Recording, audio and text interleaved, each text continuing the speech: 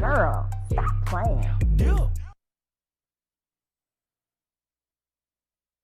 I'm your favorite homegirl, Koereyelle, here to encourage you to stop playing with your potential and start working for what you want in life and in love. Y'all already know that I believe you can make the money and you can get the honey. You can have it all as long as you are willing to work. And I have the honor and the pleasure of introducing y'all every single week to workaholics who are doing the damn thing. And today is no different. We're about to get into another amazing episode, which happens to be sponsored by Work University, the first Black woman-owned, it's me, I'm the Black woman, y'all, the first Black woman-owned online trade school on a mission to help Black women all around the world learn how they can turn their existing skills into new streams of income. Tap in right now. You can check the link below or log on to workuniversity.com. And of course, that's work with an E. Speaking of work, we got a real working woman in the building. My girl, Alechia Reese. Welcome to the studio. What's up? So I didn't even attempt to put a bio or an intro here for you because you are like the definition of multifaceted. You do all the things. I was trying to explain to somebody what you do, and I was like, it's just, she does it all. She does it all. So introduce yourself how you want the people to know you. Hello. My name is Alechia Reese. I am like warm tea and Hennessy. I am a transformation coach, international speaker, and overall strategist.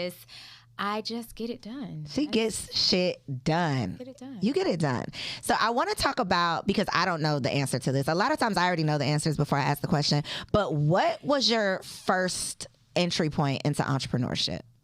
Ooh, so I was 12 years old, and I'm the oldest of four. At the time, there were three of us. No, I'm lying. There were four of us at that time. And we were hungry. My mother had lost a child when I was 8, and when she lost a child, she lost her mind.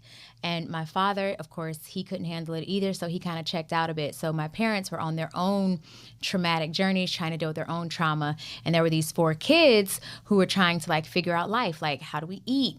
How do we consistently have running water in our home? How do we make sure we have lights? Things that most kids should just not be concerned about. But because I was the oldest, I had to be concerned about it. And so what I did is I pitched one of the girls in my church, like, hey, you braid hair really well. I know you're making money from it. If you teach me how to braid hair, then you can do more heads because I can cut down the time. And so that's how I got into entrepreneurship. I started a business from her teaching me how to braid hair. Well, first of all, I was not expecting that. Okay, 12-year-old boss. I thought I was doing something at like 14, but 12. But having to do it out of necessity, I think is it's a different type of trauma. It's a different thing. And I feel like there is a lot of pressure on the oldest. I have the privilege of being the youngest, so I don't know that life, but you didn't succumb to the pressure and you figured that thing out. So how does that translate to, how old were you as an adult when you got into entrepreneurship? So I went from 12 creating my first company to then 14 creating my next company, which is a cleaning business, because braiding hair took too long. I was like, if I divide the amount of hours it's taking me by how much I'm getting paid, this is not enough. So then I started cleaning houses for some of the wealthier people, or richer. They weren't wealthy at that time. But for some of the richer people in my church. And then I was like, okay, I decided to go corporate. So I worked at McDonald's as a cashier. And not going corporate working at the McDonald's. So I was corporate working at McDonald's? Yes, that is corporate. I have worked at corporate, y'all. Forget everything I've said. I worked at corporate. That is corporate. Don't let nobody tell you. I don't care what you're doing. I'm seriously going to tell people that. Yeah, you should. I do.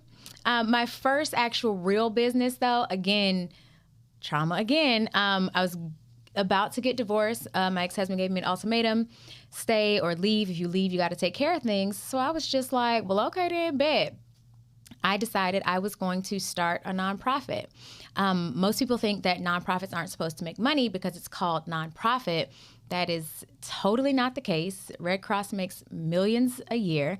So I started a nonprofit. In our first year, we were sponsored by UPS. We were partnered with the Miami Marlins, the city of Miami Gardens. We had celebrity ambassadors. We had a dope board of directors. And that was my first business. I don't even remember how old I was. I don't know. I had a 3-year-old, so however old I was. You know, so I started a nonprofit, and we was actually non-profitable. So what did I do wrong? It's knowing that I know you. I'm kind of being funny, but I know the answer is relationships just because I know you. How did you do that though?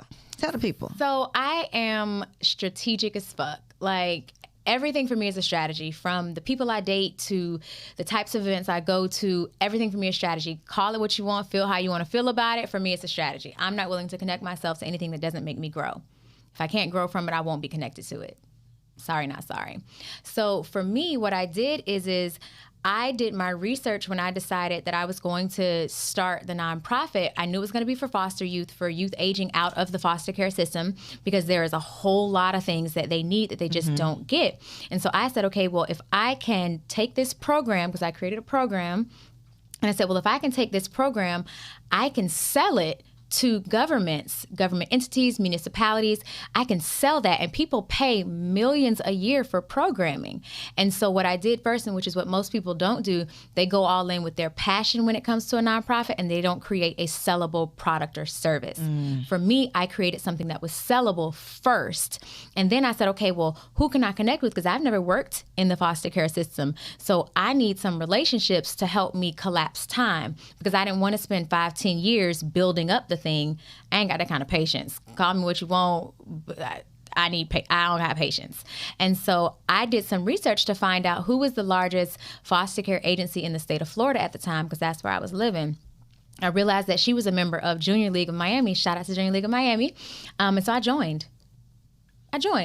You had to pay a fee, of course, but membership has its benefits. Anybody who is an Amex, platinum card holder understands the benefits that come when you are a member. And so I researched who she was. I realized that I would need to get close in with her, and I needed a definite yes. I wasn't going to be able to get a definite yes without being a member, because members do things for each other. I didn't join a sorority. I didn't have, a family who was super well connected. So that meant I had to be strategic as fuck as to how I was going to get what I needed. So I joined, and the day after you paid your membership and you signed a little paper, they gave you a book that had every single person's address, telephone number, and email. As soon as I got the book, she was the first person I emailed. She scheduled a meeting with me, and she said she only said yes to the meeting because I was a Junior League member. She said it was already a yes simply because I was a member. I went, got the partnership with her. I used that partnership to parlay that into a conversation with UPS, and less than a year later, we had all these partnerships. The rest is history. Yeah. Okay, so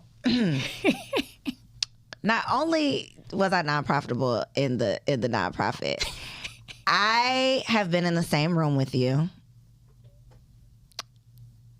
and I kept my mouth closed and got nothing while you opened your mouth and closed deals.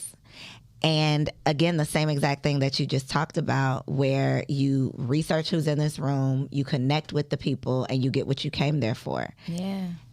Don't direct this to me. Direct this to the people, because I'm a work in progress. Y'all pray for me. I ain't figured it out yet. I've seen her do it with my own eyeballs, and I still have not figured it out yet. But for the people out there who still have hope, what can they do when they walk into these rooms and they want to get what they came for? Ooh. So here's the thing. Most people think it's about other people, right? It all completely starts with you. You have to get super clear on who am I? What do I do well? What value do I bring to the table? And then how can I leverage and use that value to provide what someone actually needs? Kind of like with love languages, you want to make sure that you aren't providing something for someone that they don't need or want. So if someone's love language is gifts and all you do is words of affirmation, they're going to think that you hate them because you are not speaking the language that they understand. So anytime I go into a room, I'm super clear on who I am, the value I bring to the table, and how I can effectuate change and add value. And then I shut the fuck up and listen after I've asked them, how do you show up magically in the world? I don't ask them what you do, because asking someone what you do, it immediately turns them into a commodity. And what they are thinking about is you just want to know so you can decide how to use me or what level of respect to give to me. I don't give a shit about what you do. No disrespect in the beginning. What I want to know is... You already know what they do, knowing you. Generally, yes. But what I want to know is, how do you show up magically in the world? Because that's a different conversation, and you are going to remember me a month from now because nobody asks you, how do you show up magically in the world? I mean, they might now because they're still in your game. Yeah. And that's fine. Listen, free game. But after I ask them, how do they show up magically in the world, I will usually follow it up because they're going to talk about a problem that sounds pretty difficult. How do you manage and solve some of the major problems that you're experiencing? That is when you have to tune all the way in, focus in on whatever it is they're about to say, because what you need to do from that point is start identifying, how do I take me, the solution and the value that I hold and have, and how do I bridge the gap to provide that solution to them at a cost? What does that look like? And for me, that's literally what I do every single time. So that's cool, but it takes confidence to be able to do that. Absolutely. I feel like you naturally have that confidence, but what about someone who doesn't? Okay, y'all. So that whole natural confidence thing, 'cause I've been hearing that a lot here lately. That is totally not the truth. I started out as a kid who I hated every part of me. I hated my hair. I hated my toes. I hated the clothes I wore. I hated the house I lived in. I hated every part of me. There was no part of me that I liked. There was no part of me that I liked. There was no part of me that I thought had value. I literally had planned my suicide because I thought I was worth more dead to my daughter. You know, I thought I was worth more to her dead than alive. I was not born with this level of confidence. This was developed over time. Over time, I decided that I was going to stop playing with myself, and I was tired of my own bullshit. Like, either I'm going to accept that I'm going to live a mundane life where I barely make it, I'm always struggling, or I am going to figure out what is the one thing I like about myself. What's the one thing? I literally started telling myself every day that I am powerful beyond belief. And after you tell yourself some shit long enough, you start to believe it. And so finally I was like, I am powerful beyond belief. I don't got no money in my account. This house about to go into foreclosure. They about to repo this car. I ain't paid my student loans in I don't know how long. And yet and still I am powerful beyond belief, because what I was speaking to is the spirit man part of me that understood and knew who I was crafted to be, and what was inside of me, even though my logical mind could not fathom that. Couldn't fathom it. I appreciate you for sharing that, because I know that you just say, you know, you hear that all the time. It's so easy for us to see the people who we think have it all together. You got it all figured out. You're able to do all of these things that I can't do. But we all come with the sameness inside of us that we can tap into. And sometimes we got to fake it till we make it, not in the sense of being fake out here in these streets, but faking it to yourself for long enough until you start believing it. There's so many books about, you know, the fact that you got to lie to yourself until you start believing it, until you can truly do the things that you don't even realize that you can do. Absolutely. But you can. Absolutely. And so mindset, I think, is just, it's why I always talk about mindset, because people want to talk about making the money and doing the things, but if you don't have your mind right, yes, you can get the stuff, but you're going to ruin it, you know? Literally. You always go back to your set point. So if you believe that you don't deserve a certain type of love, if you believe you don't deserve a certain type of money, or you hate rich people, or you think that all rich people are bad, or you think that you can only have an extra $200 in your bank account after payday, you can have $10,000 and there will be some type of an emergency that comes and happens that takes $9,800 because your set point is $200. Mm-hmm. Your set point is, oh, well, men always do me wrong. That is some bullshit. I don't even subscribe. People are like, oh my God, I can't find any good men. You can keep that over there. Mm-hmm. I don't agree. Keep that energy, please. I do not agree. Whatever you believe for yourself is what it will be. Period, point blank. And what we've got to stop doing is stop comparing your chapter 2 to somebody else's chapter 20. You're looking at my chapter 20, but you don't understand that I also had a chapter 1, a chapter 2, and in those chapter 2 and 3 and all, you know, all the way up to wherever I'm at now, whatever chapter I'm on now, there was some processing and some training and some very intentional work that I was doing to ensure that I could be prepared and manage at each new level. Mm-hmm. Because I don't subscribe to the belief for every new level, there's a new devil. Why would I agree to that? I am not agreeing to things that I don't want to materialize. So for me, it's for every new level, it will require a different version of who I am. Mm-hmm. It will require me to tap and go deeper so that I can achieve and reach and be my highest self. But to get that, you got to figure out, who am I first? Without my title, without my role, without my responsibility, who am I? Who am I? So how do you not fall into the fake networking thing that so many people fall into? Because you actually create meaningful relationships that a lot of times turn into profitable relationships. How are you able to navigate that and not just turn it into like a passing the business card out, fake, phony, I met you, but I don't know you, I can't take nothing from this type of thing? So for me, I actually give a shit. When I ask them how do they show up in the world, I genuinely care. Like, I actually want to know. It's not just because, oh, you can get me this opportunity later. I put that on the back burner because I understand no matter what, because I bring value to the table, there's always going to be something that I can do with them, some way that I can serve them, some way that honestly they too can serve me, because it's a symbiotic relationship. There is, the universal law is giving and receiving. So I have no problem giving because I understand by universal law, I will also be given unto. So it's giving and receiving. So when I ask them how you show up magically in the world, it's because A, I give a shit, number one, and B, I want to know, who are you as a human? Like, what's your character like? What are some of the challenges that you face? Because I don't care how high the title is, from the CEO to the janitor, they are all humans having a human experience, and there is something that we can connect on. And so when I ask, or when I go in there and I'm speaking, I want to know, who are you as a human? And most people, especially if they're executive level, they're used to people asking them, what do you do and how can I get something from you? So because I never go with the how I can get something from you first, I'm always welcomed differently because I care about them, the person, before them, the title. Always. Even though you walk into this space knowing their title, I'm clear on the, I'm usually very clear. And even when I don't know who's in the room, I still will sit and talk to people to find out, what's your story? Like, who are you? What challenges are you facing? And I'm always asking about your challenges, because if I'm clear on what your challenges are, then I can provide solutions. But that requires listening, active listening. That's hard. It is, especially because I got ADD, like in real life.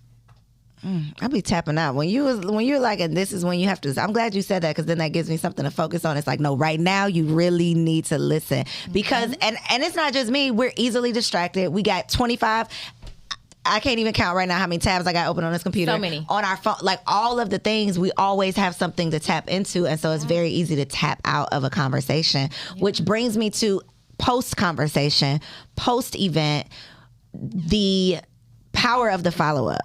Like, that is so important. But my question is, how do you follow up without being thirsty? So it's so funny. Or feeling thirsty. Feeling thirsty. So it's so funny. So I literally, as you know, I have a podcast called Triggered AF. And just yesterday, and it's crazy that you literally asked it like that, because just yesterday, that is one of our next episodes, the follow-up for season 5. But how you do it and what that follow-up looks like is when you're asking them, and this is why you have to immediately zone in and pay attention. When you're asking them, like, what are your problems that you're facing?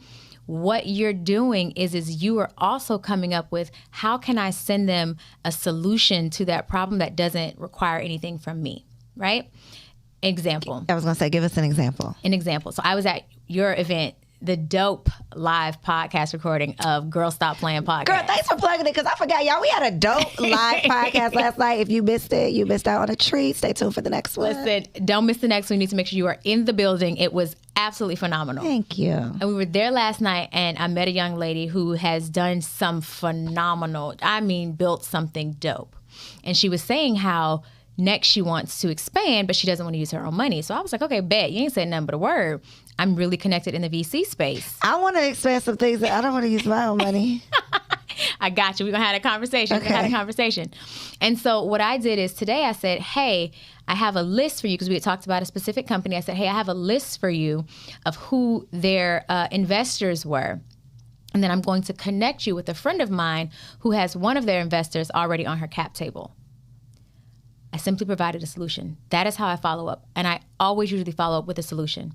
If they have kids, hey, if y'all got kids, please don't think your kids are, inhibitors to your success. My baby gets me into so much.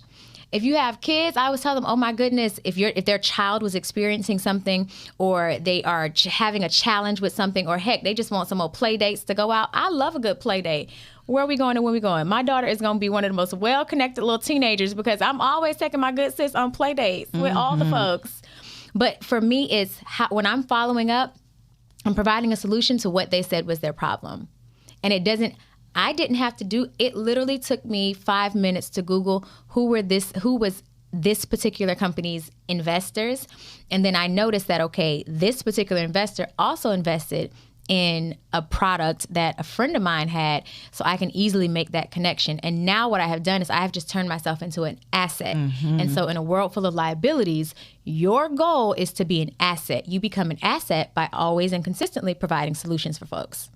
So what's your next move in that relationship? Because in a perfect world, y'all have established a connection. She's very appreciative of this connection, right? And then y'all naturally do something. Yeah. In an imperfect world, you establish a connection, she gets busy doing the thing, and then 5 months go by, 3 months go by. What do you do next? So I don't let 5 or 3 months go by, right? Max I'm gonna let go by is a month, right? Okay. Oh my goodness, I saw that you got a reminder in your phone or something? No, I just care about these people so you know. I mean, I genuinely care. And sometimes I will set a reminder, it takes 2 seconds to set a calendar alert, email so-and-so. Wow. Set it for 3 weeks later. Being intentional, it'll take you far. I told you, I'm strategic and intentional as fuck. You said that. It's a real thing for me. You said that. And two, people want to know that you care about them, right? So if I notice that you didn't respond to my message about the solution that I'm providing for you, I will second inquiry, whatever that first subject line was, send it, hey love, wanted to make sure that you got, the information below. Let me know once you've received it. Super excited to stay connected. That's usually done 2, 3, max a month afterwards. They read it, they get it. Oh my goodness, this is so great. Then it's, I also would love to meet for coffee or lunch, or let's grab drinks. Let's do something so we can hang out. And then when we hang out, I don't talk business. The first time we hang out, I'm not talking business. What? I'm not a businesswoman the first time we hang out. The first time we hang out, I'm a human. I'm Alechia, and I'm a damn good time. You are a damn good time. Listen, we finna have a time. She's not lying. I'm a twerk. I'm a drink. We're gonna have fun. For those who don't drink, okay, get you a little spritzer, whatever it is. If you haven't tapped into your joy, find you some joy so that you can have fun with the folks. Because people want to know that, again, you care more than just about their title or what they can do for you.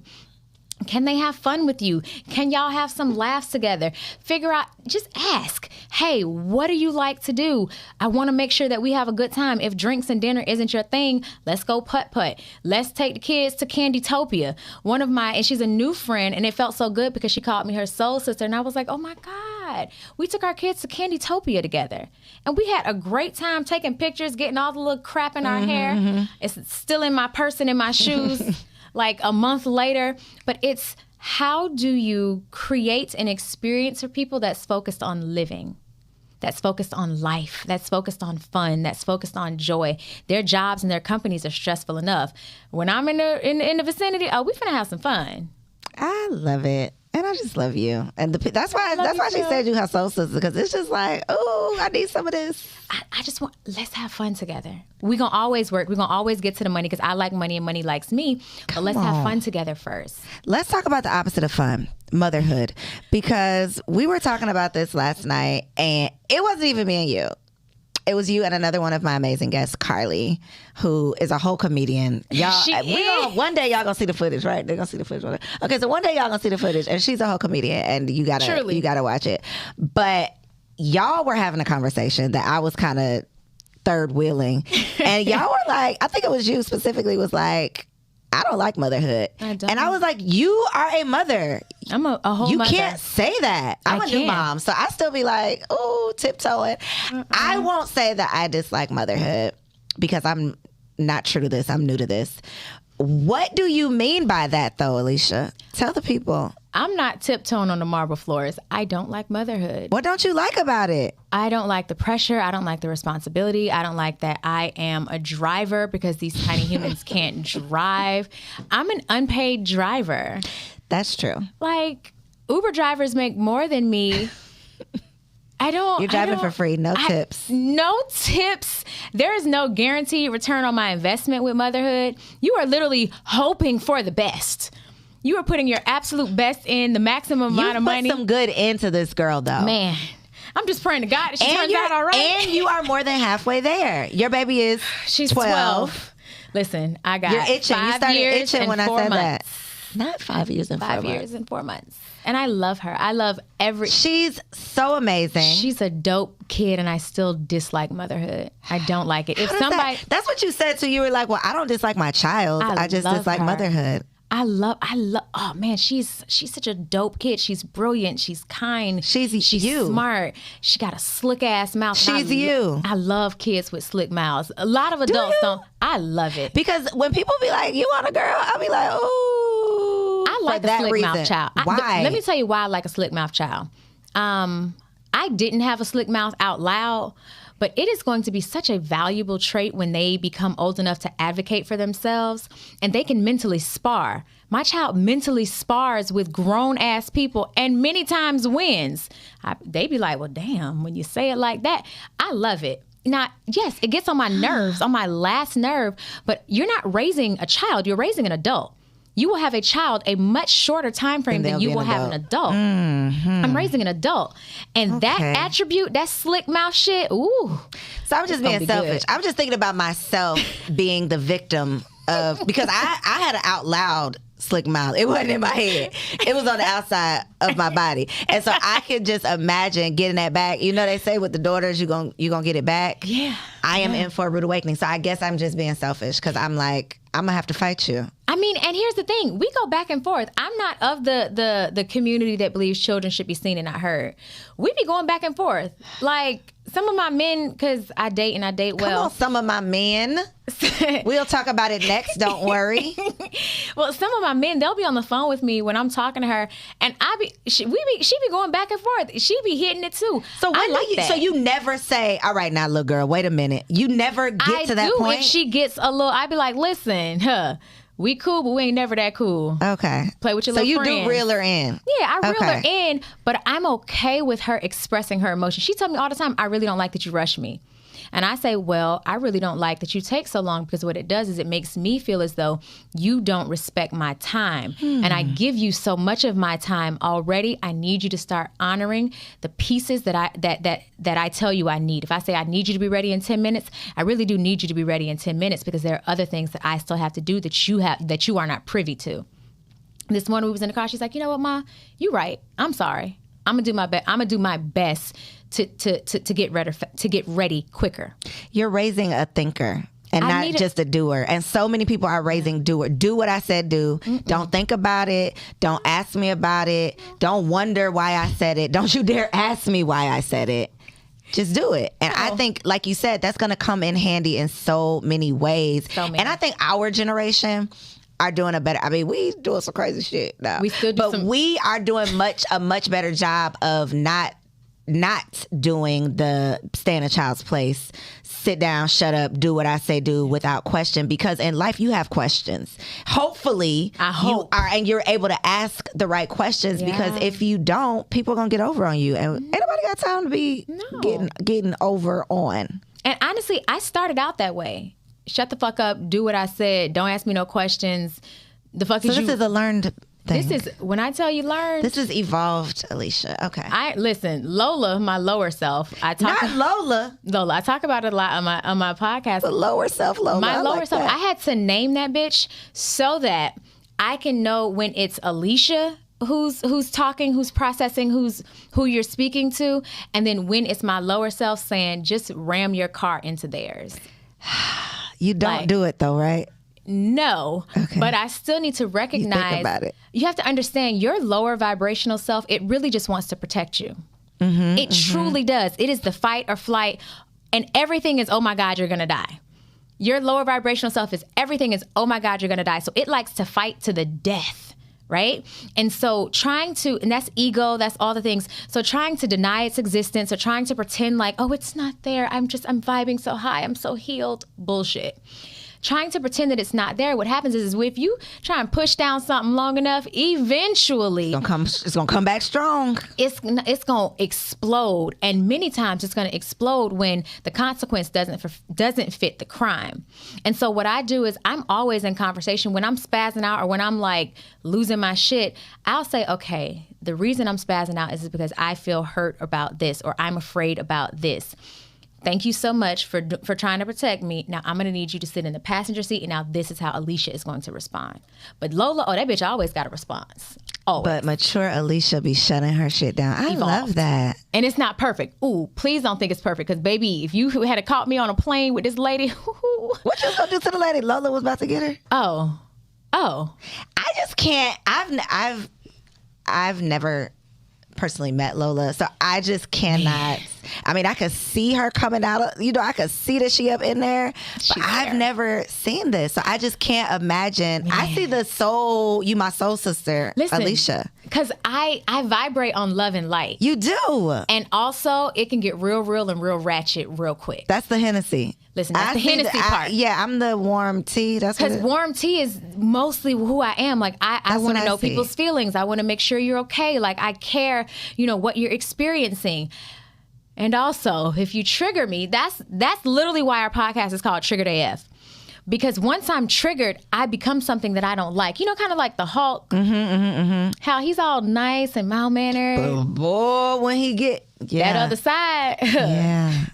I started this conversation by saying you are one of the most multifaceted people that I knew, and I didn't even know this part. So I was right. I be knowing. That other side is a lot. I be knowing. I do want to talk about Triggered AF. Yeah. Tell us about it. What was your guiding light when you first started it? Because you said you're about to do season 5. So when you initially started it, like, what was your thought process behind it? Man, so I have a co-host, Danny Foster. Hey, girl. So we were in the heart of the pandemic, right? And everybody was triggered. Everybody and their mama.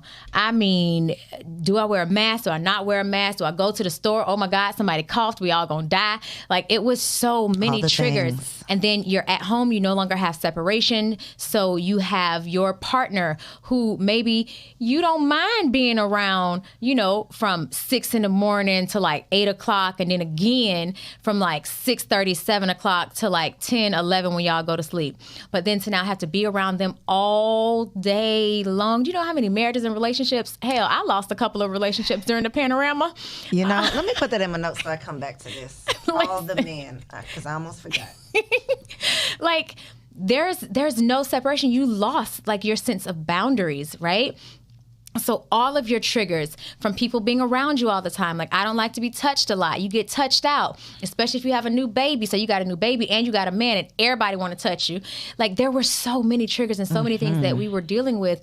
It literally, the pandemic unearthed all of our unhealed parts. All of the parts. That's a great way to put it. That were unhealed. It shined a light. A whole light. It shined a whole light on all the parts and pieces of ourselves that needed to be healed. Because that's all a trigger is.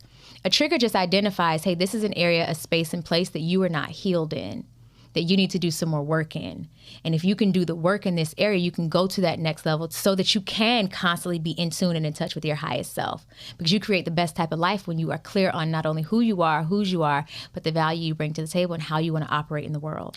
This podcast sounds therapeutic. We be on here just talking some shit, really. But you sound like this. Y'all really doing some therapeutic.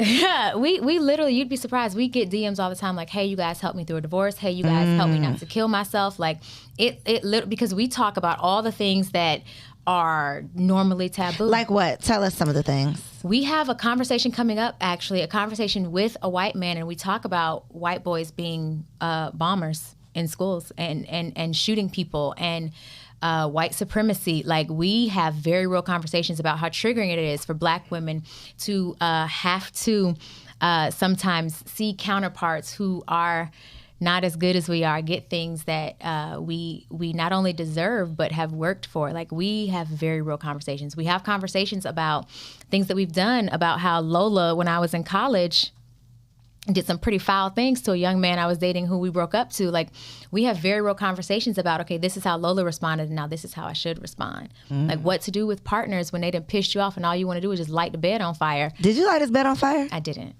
Okay, she did something worse, I think. Did you do something worse? Wink at me. You did something worse? Oh, she winked. Y'all, I know you did some crazy shit. Tell me after the show. Okay, but healed Alechia is having these conversations that it's literally healing people. I didn't. Yeah. Okay, so when I started my podcast way back when, didn't know shit about podcasting. Not only did I not know anything about podcasts, I had never listened to a podcast. Someone had interviewed me and I'm like, oh, this is cool. I would like to start doing this. And then I started a podcast. I love that. I did not realize though that people really be listening to these podcasts. In real life. Like for some people, they don't watch TV. Nope. They not listening to the radio. Like they are really they're podcasting. Mm-hmm. And so the impact that we're able to have on people just having these microphones is like mind blowing, because you don't have to have a bunch of followers. You don't have to be an influencer. Like all you got to have is a voice, an opinion, and some mission to actually help people, and you can literally save a life, save a marriage, or help someone save themselves from a marriage. So I love that. Tell us some more uncomfortable conversations you're having. Ooh, one of our latest uncomfortable conversation was about a woman who, was married or is married, and has been married for quite some time and is now deciding, what does the next part of my life look like? Not being married or figuring that out. Figuring it out with kids, still being friends with the person who you have promised a lifetime with, and understanding that sometimes a lifetime is 10 years. Sometimes a lifetime is 5 years. Sometimes our lifetime is no years. It's deciding, what that looks like and being okay. I know my husband watching this, don't you? Our lifetime is the life. Death, okay? Death do y'all part. Don't play with her. Don't play. I have a feeling. I got to get Coco. Mine going to be Coco. My lower self, baby. Coco. Don't play with it. Go ahead. Don't play with it. Go ahead. But it's having a conversation around, too, what does it look like to be okay with saying, I want to be taken care of as a woman? That I refuse to do 50-50. And for all the men who try and date me, I refuse to do 50-50. It is not something that I subscribe to. You don't subscribe to that. I am not okay with it. I'm a woman. I was Do you born take with men on dates? Card. Fuck no. Not ever. I don't mean like in the dating phase. I mean like if this is your man, you'll take him on a date, right? Listen, I am very good to my men. Okay. I mean very good to my men. I've taken my men on like all expense paid vacations to Cabo. Okay, yeah. Okay. Like I treat my men very well, but when you're dating me, I'm a Southern woman. You're going to court me, and I'm not going to feel bad about it. You're going to court me. You're going to make me feel like I am just the best thing since sliced bread. Hell, I'm going on a date this Saturday with a young man who he taking me to the chiropractor because my back hurt real bad, and then we're going to get practical dates. Listen, and then we're going to get massages afterwards. I love that for us. So let's just go ahead and get into. I have here all the men. So I had a question here about the fact that you are successful. You're a successful mother, who's a single woman, and you are not letting that slow you down. Absolutely not. So that I think is inspiration and give some hope for people who feel like I gotta wait until my child does X, Y, and Z. I gotta wait until. What does that look like? Ooh, but your child is 12, so she's let's 12, but also I've been dating say that. since. Be clear, I've been dating. Okay, tell the people. Since I got separated from my ex-husband. And how old was she, girl? 2. Okay. 10 years. All right. And now, in my defense, was it different though, dating when she's 2 and dating when she's 12, or no? So when I was dating when she was 2, I was broken. Okay. I mean, I was the person who I tell people not to date now. Like I tell people don't date broken people. I was that. I'm sorry to all the men I dated when I was broken. Was Lola dating? That was Lola. That was Lola. Okay. I'm sorry. It was Lola. I should probably send gifts. For apologies. Healed. You're healed, evolved. Listen, the healed me is much better. Lola, when I was dating y'all, some of y'all, whoo, child. But no, so for me, it's allowing my village to let me still be a woman. Just because you become a mother doesn't mean you're no longer a woman. You are still a woman. You still have needs. And I'm not just talking about sexual needs, but you still need to be held. You still need to be loved on. You still need to... Wait a minute. Is the village the man? No. Oh, I was like, wait, where are you going with this? No. I'm sorry, go ahead. The village are the friends and the family who I allow to watch her so that I can still be a woman. Got you. Okay. Yeah. I was like, we really about to get into a real conversation if the village is the bed. But okay. Although now, but that's neither here nor there. One of my village members is picking up my daughter now. Thank you so much. Shout out to you, sir. But no, so for me, it was allowing my village to, hey, watch my child for me. I'm going to go on this 3-day vacation with somebody's son.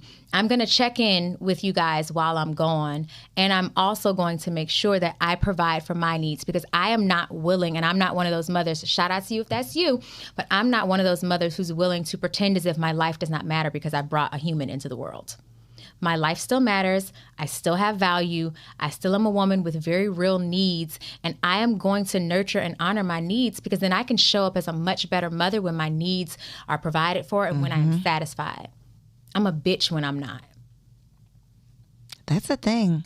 That's why a lot of our mothers were unhappy, because they weren't, you know, we have the privilege these days. I think it's because we have access and we're seeing other people do things differently. We're like, wait a minute, somebody's going to see this and see you. And they're like, wait a minute, I don't have to be miserable. No. I don't have to just be a mother. So because we're having these conversations, because we have access to the internet, because we have, you know, real people, even though it's not always reality, but real people on TV that are showing us different ways to do things, we can see, okay, I don't have to just do what I saw growing up. Exactly. Our parents didn't have access to that. So a lot of them were miserable, which being raised by a miserable mother is traumatizing. It's traumatizing. We be talking about these daddy issues, but baby, mommies, these mamas is out here ruining lives. They are ruining. Have you met a man with mommy issues? Have you met a woman with mama issues? They are the worst. They're mean. They're cruel. It's they're me. nasty. I'm in therapy right now, y'all. But I'm my not mama saying not gonna you watch mean this, or but you know, no. I'm in therapy. I'm healed. I'm working through it. Hallelujah. But that's the thing. A lot of times I think we don't want to admit it. We see our moms as just our mom sitting up on this pedestal and not realizing she is a woman. She's first. a human, right? She was dealing. I mean, I've had these conversations even before therapy with myself about what my mother was going through that made her who she was, that reflected back on how she, you know, like I have had those conversations. Most of us don't have those conversations. We either don't recognize what it really is. We're not willing to. We don't want to play, you know, the blame game. And it's not even about blame. It's really about self-awareness and knowing how you became who you are, so that your kids don't just become who they are because you're doing the same thing. Yeah. And two, we have to realize and recognize, can you imagine the types of trauma? Like, my mother was molested, and I'm telling her story because she tells it all the time, so I'm not just telling her business, but she was molested by her uncles from 8 to 14. Oh, that's a long time. Every sexual experience you can think to have as a grown person, she had by her family members. She told you that? And she never, we speak very candidly. Wow. And she never went to therapy because therapy was not a thing. She still won't go to therapy. So can you imagine what it's like growing up with a mother that traumatized? My father was not allowed to hug us. We were not allowed to sit on his lap. Like, there were so many things that we weren't allowed to do. Because of her experience. Because of her experience. So then here I come needing a daddy. I mean, needing a daddy. And my dad not being able to be a dad because of all of her requirements and the things that she had gone through. So hell yeah, I sought it out in men. Oh, I was going to get some fatherly love. Somebody going to give me some hugs and some affection. Listen. You know, and that's the thing. I had to forgive my mother because a lot of the choices and the decisions that I had made was because I wanted a daddy so bad. But you had a daddy. He just couldn't be. He couldn't. I feel like he tried and he wanted to so bad, but he couldn't. And he didn't know how to say, hey, this is my household. This is how it's going to be ran. Like, that's deep.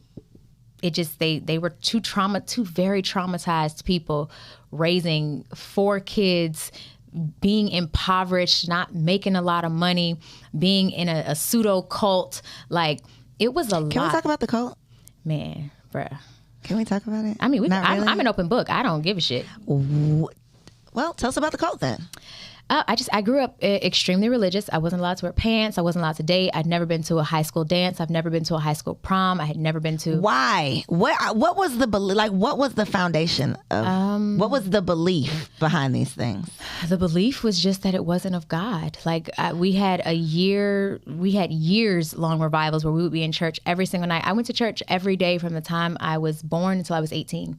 Sunday morning, Sunday night, Monday night, Tuesday night, Wednesday night. Wednesday at noon, Thursday at noon, Thursday at 5, Friday at noon, Saturday at 8 p.m. Every night for 18 years. Did you go to school at the church? Because that's scheduled. Yes. Mm-hmm. Yeah. Yeah. It was, people ask me all the time, how are you so well adjusted? Therapy, bitch. Like, Therapy. I've gone Girl. to years of therapy to work myself. It's why I don't do religion now. I've had enough church. They wasn't just reading the regular Bible though, huh? What was they doing? Was the regular Bible. I can quote you scripture after scripture. I can tell you. Why did you need to read it twice a day? I'm really trying to figure out like what were y'all doing twice a day?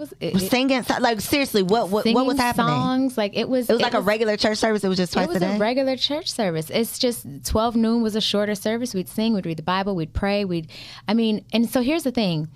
I am so grateful for every single one of my experiences, including that one, because it taught me, that humans be humaning, right? So I have a lot of grace. Even though Lola be trying to rear her head, I have a lot of grace for the human experience because I understand it from a different level. And also, even though I don't do religion at all, miss me with your church services. You said that in all caps. All caps. At all. At all. I don't do religion at all. I still love God, and I really do enjoy the lessons that come from the Bible. And I understand why it's necessary for some people. And also, I'm good, love, and joy. Wow. Girl, let me say it again. I need to change the name of this episode. Multi-faceted in all of the ways. Your experience, like you are just such an amazing person. I feel that. Not even I think that. Like you are such an amazing person. But to have overcome all of these things and to be able to use them to draw strength from and then be like a light for other people. That's like amazing. I mean, really. Like if I had some flowers, I would just hand them to you right now because I'll probably cry. Don't cry. I'm not. Don't cry. But seriously. Or the lashes. That's big. It's been a lot. But so here too, like if you think of like all the people in the Bible who God chose, right? I don't know the Bible that well, so don't name those specifics. I won't go specific. Okay. But what I will say is every single person who God chose had an even bigger impediment, right? They all had something, which is why when people look at preachers and like, oh, well, he's a preacher, he shouldn't be. No, all preachers have a great impediment. Like, I need you to just know, like, it's probably something's coming with it. Listen, it's something coming with it, because especially those who are really, really like effective in their ability to help transform lives. Oh, they got some shit that they've either dealt with or currently dealing with. Why? Because you cannot help someone through their mess if you do not know what it feels like to get dirty. I can't see you and have compassion for you if I know I haven't had some shit that I've had to overcome, or some shit that I've done that I knew I wasn't supposed to do that could and should probably have gotten me into a lot of trouble. I can't be compassionate to someone if I cannot see how they are having a human experience and trying their best to figure it out. So every person, especially leaders, even if they're not in the church, great leaders, orators, all of them have something major that they have to deal with, because how can you help someone else out of their mess if you don't know what it feels like to get dirty? I don't even know what else to say, guys. I mean, this conversation went so many places that I just love you. I love you too. You are just, I mean, I knew you was everything. Seriously. Because normally people only talk to me about business. And pieces of, well, we didn't have some conversations. Yes. So I know some things. Listen. But to know all of the things about the things, it's like, wow. And we got to like have another offline conversation because, you know, I just want to give you a hug and just be like, girl, stop playing. You are bomb. It's been a lot. All the way around. Yeah. Just know that. Thank you. You are. I feel like that's why God didn't allow me to take my life. Because I had planned to take my life. January 2013, I was going to drive my car off the expressway overpass coming from Fort Lauderdale to Miami. I'm a planner. I am a planner. I was a project manager when I worked in the second part of my corporate America career, not the McDonald's one, the one after that. But no, so I was a project manager. So my entire everything was to get projects from start to finish, from ideation to execution. Like that was all I did. And so I knew, hey, it's a $500,000 life insurance policy on my life right now. They would never think anything if I died in a car accident, because I had totaled at that point like 5 or 6 cars. Don't judge my ability to drive. I drive real good now, okay? Do you? I've had no accidents. We do not believe it now. I've had no car accidents, y'all, in the last 10 plus years. What were you doing? Remember I told you I got ADD? Okay. So when I be driving, I be thinking of other things, I be doing other things, and then I'll make a move without looking for used to. I don't do that no more, y'all. I promise. Okay. We're going to meet everywhere we go. I promise. I drive better now. I'll meet you that. But no, so I was like, okay, if I take my life driving, nobody will ever think anything. I had created a living will.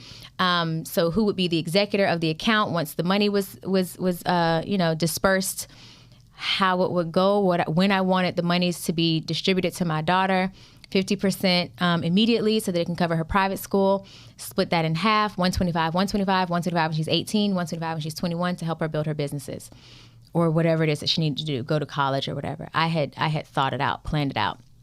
January 2013.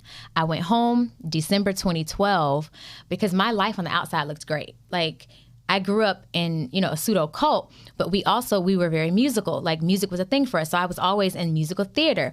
And so I knew that you don't let your front of the house know what's going on in your back of the house, right? On the outside, I looked great. I had a husband at the time who was fine as frog hair.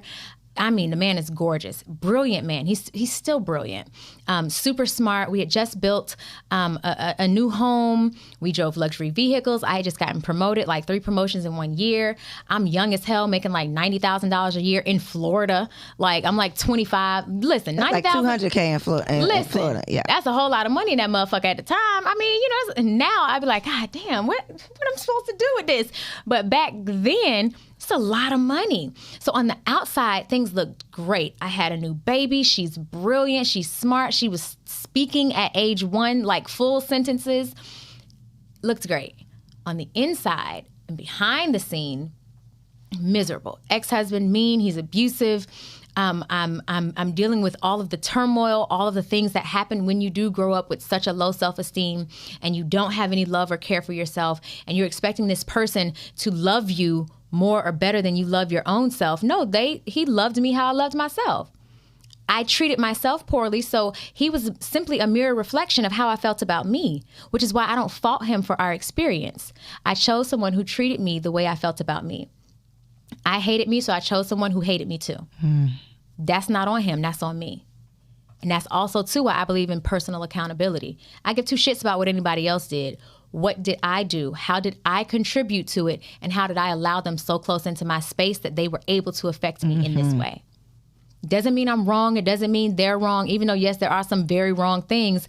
But it means that what I have done is taken accountability for, okay, this is how I can make sure I change things for future, which is why also I date a lot now. Because for me, I want to get super clear on what is it that I truly like and how do I want to be treated and what does that look like in real life. Because it's easy to say, oh, these are my requirements and this is what I want and this is how it is. But baby, when you meet that, listen, is it what you thought it was going to be? Is it what you thought it was going to be? So for me, when I went home to tell my mother goodbye, because I knew she had lost her mind when her first child had died, I wanted to make sure I left her with some really great memories of me. So I did all the things that she loved and I hated. I went to church every night with her. She was still going to church a lot back then. I went to church every night with her. I went to the thrift store, and I hated the thrift store because of how I grew up. So I went to the thrift store. I was doing all the things with her. And on one of the nights that I went to the church service, there was a young woman there. Her name was Naomi. I will forever be appreciative to Naomi. She looked on the outside how I felt on the inside. I felt like walking death. She looked like walking death. And this is no disrespect to her. It is how she looked. She was a foster kid who had aged out of foster care. She was going through so much turmoil. She had a brace on her arm because her man had thrown her through glass. Like, she was going through it. She is why I created the program for the first company that I built, the nonprofit. And so for me, when I met Naomi, it was introducing me to the part of myself that I didn't know I was missing, which is why I wanted to take my life, which was purpose. We all are born for and with purpose. And I don't believe that we all can't ever find it. You can find it and discover it. It just takes you deciding that you will stop playing and entertaining your own bullshit and truly tap into who am I? When I met Naomi and I saw how she looked and how I felt, me helping her helped me to discover who I was. And so, yeah, that's how we got here. Shout out to Naomi. I'm so grateful for her forever and always. She saved my life. Her and purpose saved my life. Y'all got to tune into her podcast because She done brought the therapeutic into my podcast, and won't even be doing that over here. So I know that y'all have enjoyed this conversation, and I know they don't want it to end. I don't want it to end, but it don't have to because I know you in real life. But tell the people, where can they get more of you? Because I know they want it. Listen, you can find me all over Beyonce's internet at Alechia Reese, and it's spelled Alechia, last name Reese, Reese. You can also connect with me, tribe.gotvaluenation.com. All the places and spaces. I look forward to, communing with y'all there. And Triggered AF. Yes, Triggered AF, the podcast. Subscribe to us. We have some really dope ass, conversations over there. And don't worry, I have already put Koereyelle on our list. I was about to say, girl, I was going to get on that list one way or another. You already on it. Listen, thank you. For season 5, because we're going to be doing all the in-person interviews. So we'll be coming to Atlanta, so don't you worry. We will definitely be having you on the podcast. You gonna try to make me cry? What are we gonna talk about? Listen, all the things. We don't always cry on there. Okay. We be ratchet and real too. Okay. Now listen. Okay. As long as I can get with We're multifaceted. We can do it all. You are multifaceted because you be doing the thing. I appreciate you. I appreciate you. Y'all, my notes, if y'all would see my notes, it ain't nothing like what we talked about, which is what I love and appreciate, because who cares about this? It's like what comes up is what is meant to be. And I know, just like Naomi saved somebody, I know this conversation saved somebody. So I love you. I appreciate you. Y'all, bye. I'll see you. Thank y'all for tuning in. Follow my girl. She's dope in real life. Dope in real life. See you on the next episode. Peace.